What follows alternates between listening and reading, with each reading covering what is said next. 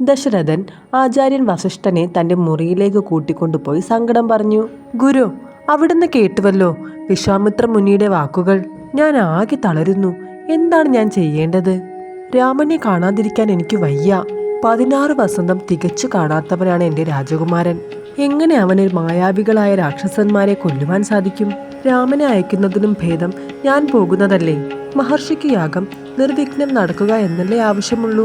അതിന് ഞാൻ മതിതാനും. രാമനല്ലാതെ മറ്റാർക്കും ആ രാക്ഷസന്മാരെ കൊല്ലുവാൻ സാധിക്കുകയില്ലത്രേ. പിഞ്ചു ബാലൻ, അവൻ എന്തു ചെയ്യാൻ സാധിക്കും? ജീവിതത്തിന്റെ സായങ്കാലത്ത് ആറ്റുനോറ്റുണ്ടായ പുത്രന്മാർ. രാമനോടാണ് എനിക്ക് ഏറ്റവും അധികം വാത്സല്യവും. അവനെ കാണാതെ നിമിഷ നേരം എനിക്ക് ഇരുന്നുകൂടാ.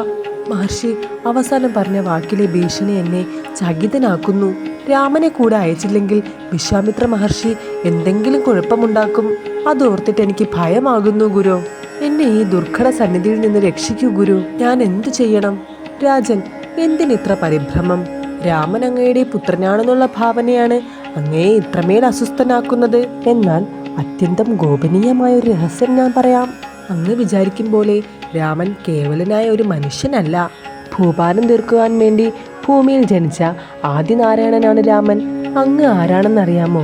ബ്രഹ്മവംശജനായ കാശ്യപ പ്രജാപതിയാണ്. കൗസല്യ ദേവമാതാവായ അതിഥിയുമാണ്. നിങ്ങളുടെ 2 പേരുടെയും തപസ്സിൽ സന്തുഷ്ടനായ വിഷ്ണു ഭഗവാൻ നിങ്ങളുടെ പുത്രനായി അവതരിച്ചിരിക്കുകയാണ്.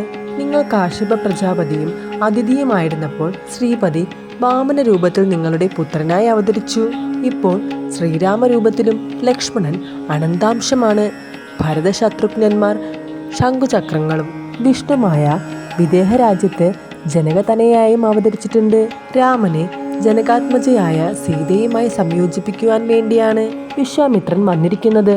യജ്ഞരക്ഷയും രാക്ഷസവധവും അതിനുള്ള ഉപാധി മാത്രം. ഈ രഹസ്യം ആരോടും അങ്ങ് പറയരുത്. അതുകൊണ്ട് നല്ല മനസ്സോടെ തന്നെ വിശ്വാമിത്രന്റെ അഭിമതം സാധിക്കുക. നന്മയുണ്ടാകും. വസിഷ്ഠ വചസ്സിനാൽ സന്തുഷ്ടനായ ദശരഥൻ ശ്രീരാമലക്ഷ്മണന്മാരെ വരുത്തി. അവരെ മുനിയുടെ കൂടെ അയക്കാനുള്ള സജ്ജീകരണങ്ങൾ ചെയ്തു. രാജാവ് 2 പേരെയും ആശ്ലേഷിച്ച് ശിരസിൽ മുകർന്ന് യാത്രയാക്കി.